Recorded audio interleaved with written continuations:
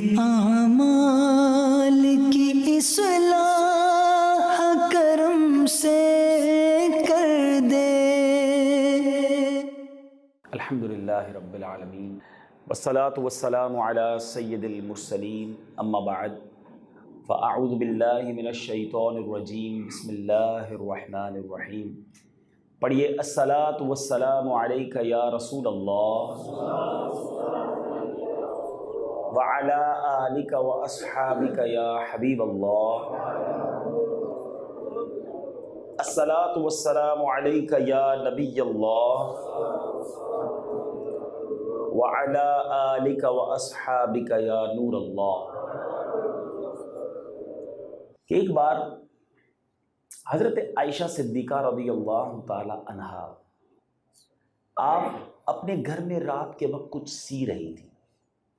اب رات دیر کا وقت تھا، اندھیری رات تھی۔ آج تو بہت ساری لائٹس لگی ہوئی ہیں، پہلے چراغ ہوتے تھے۔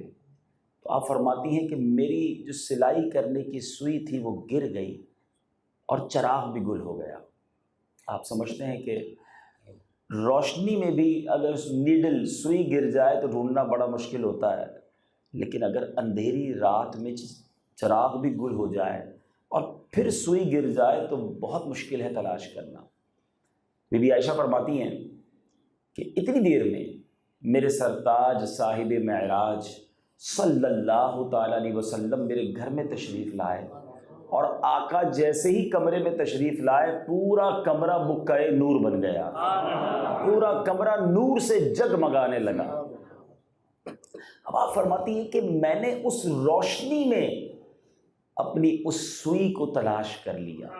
یہ بڑی امپورٹنٹ بات ہے۔ دیکھیں، دنیا میں بہت سارے لوگوں کے چہرے بڑے چمکدار اور خوبصورت، اور بعض اوقات ہم مذہبی چہرہ ہم کہتے ہیں بڑا نورانی چہرہ ہے۔ کسی کے چہرے کا روشن ہونا اور ہے، اس کے چہرے پہ نورانیت ہونا اور ہے، مگر اتنی روشنی ہونا کہ پورا کمرہ ہی جگمگا جائے، اتنی روشنی ہو جائے کہ سوئی تلاش کر لی جائے۔ بی عائشہ صدیقہ رضی اللہ تعالیٰ عنہ نبی پاک سے عرض کرتی، حضور آپ کا چہرہ کتنا خوبصورت ہے، آپ کتنے نورانی ہیں۔ سرور کائنات علیہ الصلوۃ والسلام نے ارشاد فرمایا، جس کا مضمون ہے میرا یہ مبارک چہرہ قیامت کے دن بد نصیب ہے جو نہ دیکھ سکے گا۔ عرض کی حضور وہ کون بد نصیب ہوگا جو قیامت کے دن بھی آپ کا چہرہ نہیں دیکھ سکے گا؟ تو آپ نے فرمایا بخیل ہے وہ شخص، کنجوس ہے۔ عرض کی حضور کون کنجوس؟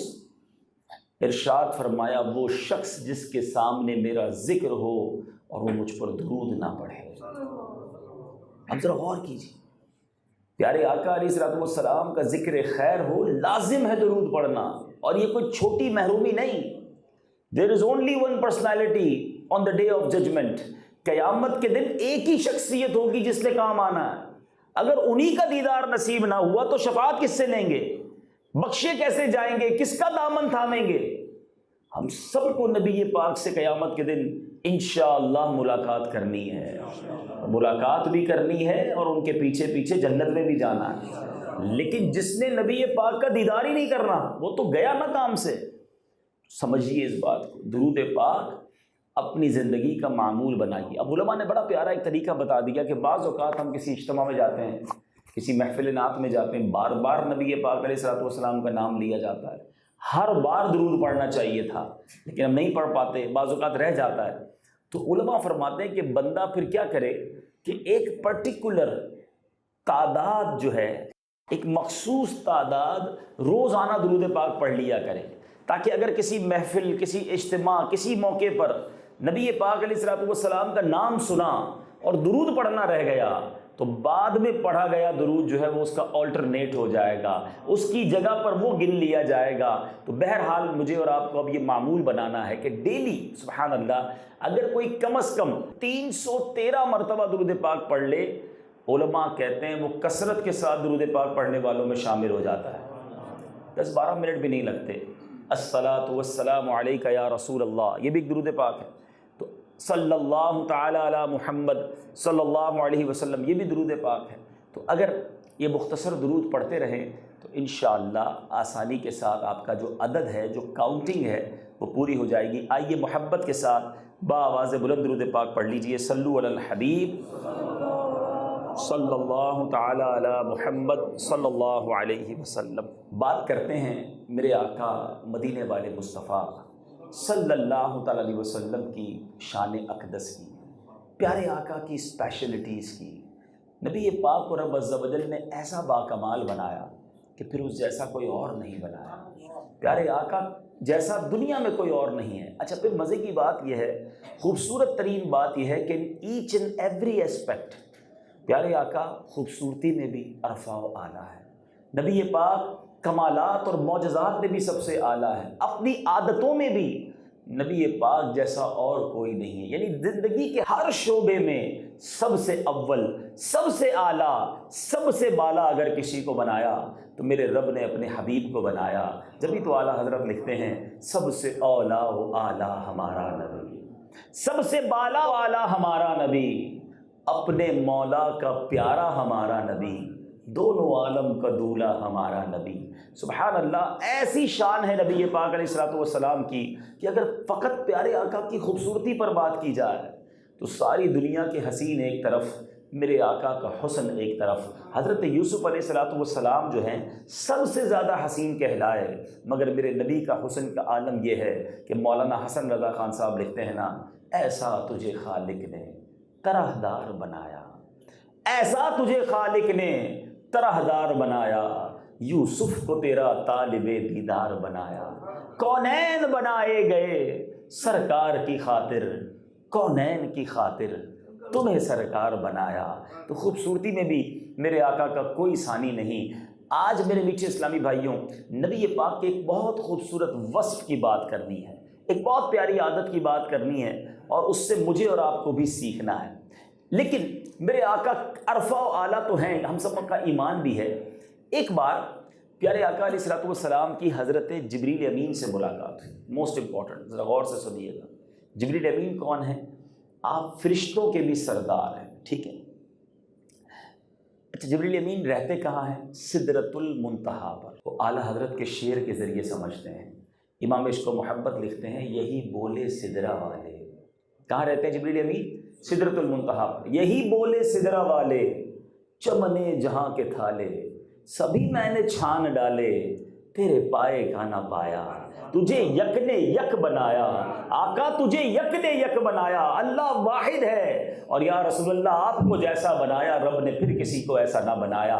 تو نبی پاک کی شان یہ ہے۔ اور جبریل امین نے جب سارا جہان دیکھا ہے، سارے نبی دیکھے، مگر پیارے آقا سے محبت کا عالم کیا تھا، سنو نبی پاک کی شان کیا ہے۔ سبحان اللہ، جبریل امین تمام انبیاء کے پاس آئے، چند انبیاء کے پاس کتنی بار آئے یہ بتاتے ہیں۔ حضرت آدم علیہ الصلوۃ والسلام کے پاس جبریل امین 12 مرتبہ آئے، حضرت سیدنا ادریس علیہ نبینا علیہ الصلوۃ والسلام کے پاس 4 بار آئے، حضرت سیدنا نوح علیہ نبینا علیہ الصلوۃ والسلام کے پاس 50 مرتبہ آئے، حضرت سیدنا ابراہیم علیہ الصلوۃ والسلام کے پاس 42 مرتبہ آئے، حضرت سیدنا موسیٰ علیہ نبینا علیہ الصلوۃ والسلام کے پاس 400 مرتبہ حاضری دی، حضرت عیسیٰ روح اللہ علیہ نبینا علیہ الصلوۃ والسلام کے پاس 10 بار حاضری دی۔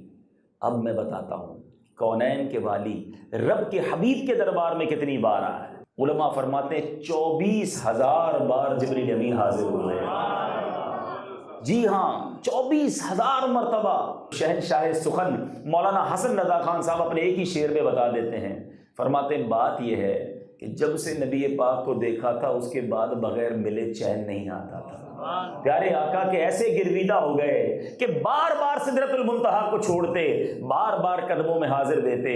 شہنشاہ سخن لکھتے ہیں، بے لقائے یار ان کو چین آ جاتا اگر، بے لقا، لقا کہتے ملاقات، بے لقائے یار ان کو چین آ جاتا اگر، بار بار آتے نہ یوں جبریل سدرہ چھوڑ کر، یعنی سدرۃ المنتہا چھوڑتے اور آقا کے قدموں میں حاضر ہو جاتے۔ تو ایسے اسپیشل، ایسے کریم اور ایسے مبارک آقا ہیں ہمارے کہ فرشتوں کا جو سردار ہے وہ بھی نبی پاک کے قدموں میں حاضری دینا اپنے لیے کتنا بڑا شرف سمجھتا۔ بہرحال معجزات پر بات کی جائے، اسپیشلٹیز پر بات کی جائے تو بہت کچھ ہے کلام کرنے کے لیے، مگر آج جس ٹاپک کو ہم نے چوز کیا ہے نبی پاک کے جس عادت کریمہ کو سلیکٹ کیا ہے، جس پر آج ہم بات کریں اور اپنی زندگی میں بھی امپلیمنٹ کریں. بہت سارے بیانات بھی سنے، محفلوں میں شرکت بھی کی، امپلیمنٹیشن کیا ہوا، میں نے اور آپ نے اپنی ذات میں شامل کیا کیا. تو آج بات کرتے ہیں پیارے آقا علیہ الصلوۃ والسلام کی مبارک گفتگو کی، نبی پاک کی پیاری باتوں کی. پیارے آقا کی باتیں کیسی تھیں، نبی پاک ارشادات کیسے فرماتے. شاعر لکھتا ہے نا، اللہ اللہ حضور کی باتیں، مرحبا رنگ و نور کی باتیں، چاند جن سے ضیاءیں لیتا ہے اور تارے سلام کہتے ہیں. وہ باتیں میرے آقا کے ارشادات. پہلے تھوڑا سمجھیے گا، جو سینیریو تھا نبی پاک جس دور میں تشریف لائے نا، وہ دور بڑا یونیک دور تھا. جہالت بھی عروج پر تھی، قتل و غارت گری بھی عروج پر تھی، بے حیائی، عیاشی، فحاشی، بچیوں کو زندہ دفن کر دیتے تھے، یہ بھی عروج پر تھا. لیکن سیکنڈ اینڈ پر وہاں پر انٹلیکچوئلز تھے، فصاحت تھی، بلاغت تھی، اپنی گفتگو پر بڑا ناز تھا، اس قوم کو اپنے بولنے پر بڑا ناز تھا. یعنی اس زمانے میں دو جنگیں ہوتی تھیں، دو طرح کی.